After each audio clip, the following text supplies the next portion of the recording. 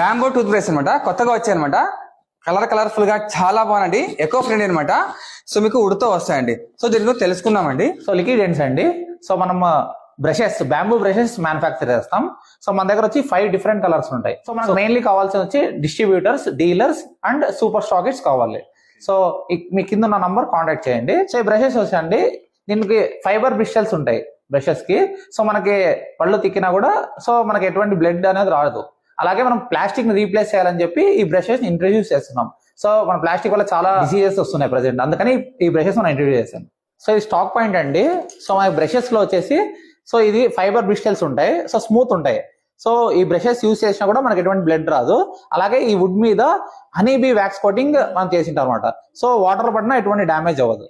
Present మన దగ్గర 30 lakhs stock ready ఉంది. ఇండియాలోని ఎక్కడ లేని ఎంఆర్పి మనతో దొరుకుతుంది, 49 రూపీస్ మాత్రమే.